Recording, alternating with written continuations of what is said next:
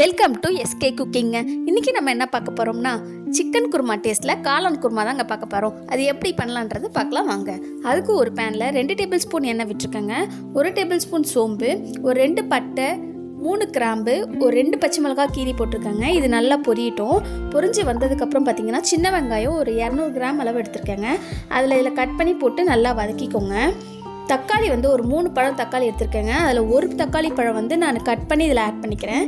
மீதி 2 பழம் அரைச்சி எடுத்து வச்சுருக்கேங்க. 1 டேபிள் ஸ்பூன் இஞ்சி பூண்டு பேஸ்ட்டும் நான் அரைச்ச தக்காளி இதில் ஆட் பண்ணிக்கிறேங்க. இது நல்லா வதங்கட்டோங்க. வதங்கி வந்ததுக்கப்புறம் நம்ம காளான் இப்போ சேர்த்துக்கலாம்.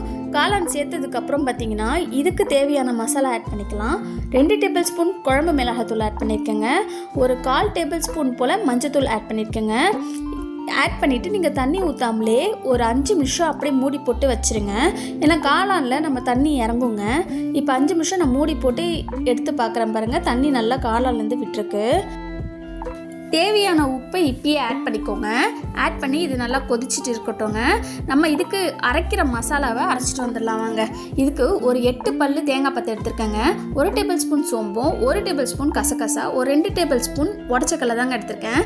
இப்போ இதை அரைச்சி எடுத்துகிட்டு இந்த கொதிக்கிற மசாலாவில் சேர்த்துக்கலாங்க. இது சேர்த்துட்டு ஒரு 5 நிமிஷம் மூடி போட்டு வைங்க.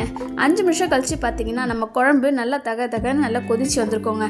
இந்த ஸ்டேஜில் புதினா கொத்தமல்லியை சேர்த்துட்டு இறக்கி சாப்பாட்டோட சேர்த்து சாப்பிட்டிங்கன்னா நம்மளோட சிக்கன் குருமா டேஸ்ட்டில் காளான் குருமா ரெடிங்க.